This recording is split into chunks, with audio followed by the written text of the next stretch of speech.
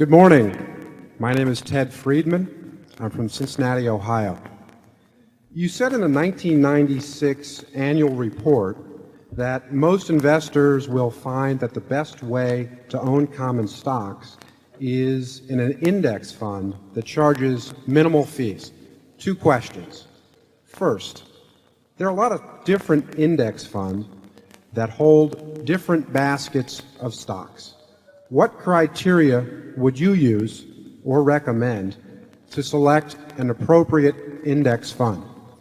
Second, the price to earnings ratio of the S&P 500 is significantly higher than its historical average. What benchmark should an investor use in purchasing this index?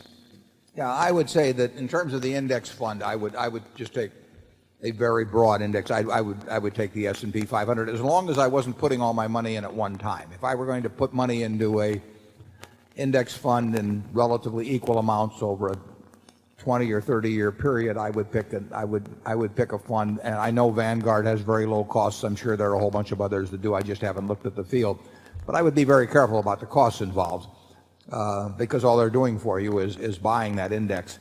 I think that the people who buy those index funds on average will get better results than the people that buy funds that have higher costs attached to them, because it's just a matter of math. If you have a very high percentage of funds being institutionally managed, and a great many institutions charge a lot of money for doing it and others charge a little, they're going to get very similar gross results but different net results. And I recommend to all of you reading John Bogle's written a couple of books in the last 5 years, and I can't give you the titles, but they're very good books, and anybody investing in funds should read those books before investing, or if you've already invested, you still should read the books, and it's all you need to know really about fund investing.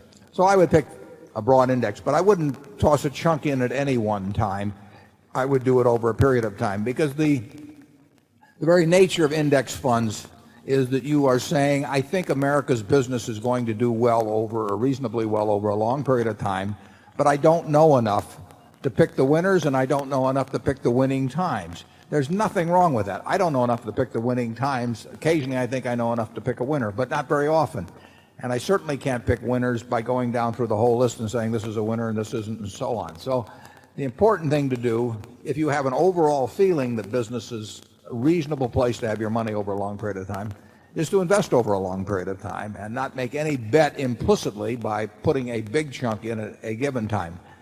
As to the criteria as to when you should or shouldn't, I don't think there are any great criteria on that. I don't think price earnings ratio determines things. I don't think price book ratios, price sales ratios, I don't think there's no single metric I can give you, or that anyone else can give you in my view, that will tell you this is a great time to buy stocks or not to buy stocks or anything of the sort. It just isn't that easy. That's why you go to an index fund, and that's why you buy over a period of time. It isn't that easy.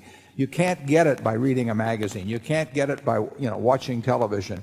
You'd love to have something that said, if PEs are 12 or below or some number you buy, and if they're 25 or above you sell. It doesn't work that way. It's a more complex business than that. It couldn't be that easy when you think about it.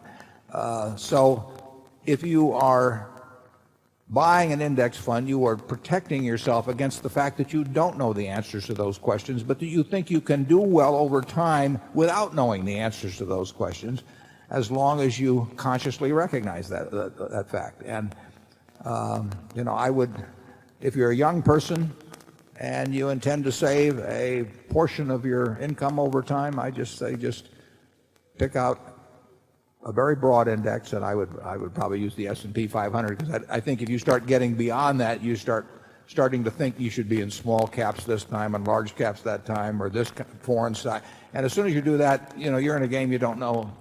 You're not equipped to play in all candor. That would be my recommendation. Charlie?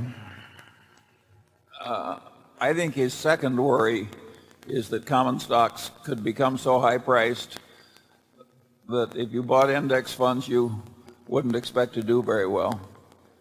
I didn't think I'd live long enough to think that was likely to happen, but now I think that may happen.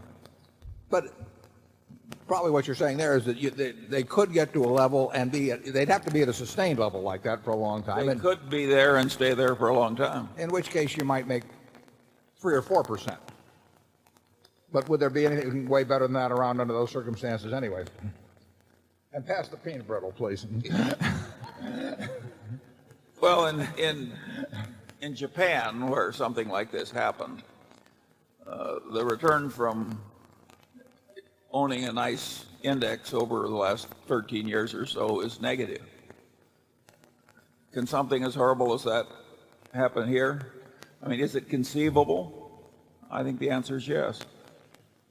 But the option in Japan, of course, is to have deposits in a bank or own Japanese bonds at somewhere between 0 and 1 or 1.5%. So if rates on everything get very low, which means stocks sell very high, then it just means that you live in a different world than existed 20 or 30 years ago when generally capital got paid better. I must say that we have very good packaging. Yeah.